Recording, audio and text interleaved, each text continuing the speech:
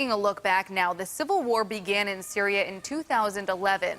Armed rebels, ISIS, and the Assad regime are now all battling for control of the region. According to the United Nations, 400,000 Syrians have lost their lives since the fighting started. News 4's Jen Shant spoke to local Syrians today and shares their perspective on this ongoing struggle. Tariq Zabadain and Ayla Abiad are among the 5 million Syrians who left home due to civil war. Tariq, who is 17 and a student at Lafayette High School, came to Buffalo with his mother and 2 brothers 7 months ago. Just anything, you will die. Constant airstrikes is one of the reasons they left. Ayla's story is a little different. She originally came to the U.S. in 2009 to get her graduate degree. She's an architect. Once the fighting started, she knew she couldn't return. When the war started in 2011, my family, my mom, dad, siblings were there.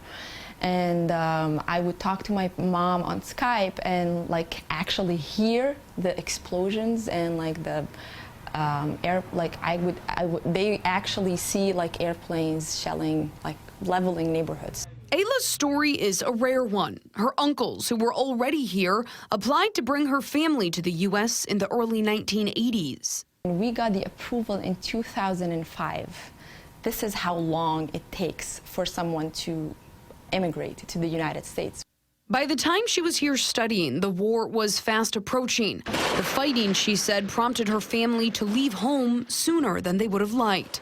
Tariq came to Buffalo by way of Jordan, where he lived as a refugee. Both he and Ayla say the bloodshed seen on TV is not the Syria they remember and love. Tariq, who wants to return, says that version of Syria is not the place he wants to go home to. I like Syria before war and after war. Last week's chemical attack, which killed more than 80, was not the first of its kind. Tariq recalls children dying under collapsed buildings following airstrikes. The child in my country died over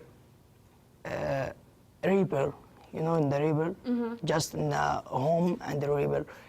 Both still have family in Syria. Do you worry for their safety? Yes, all the time.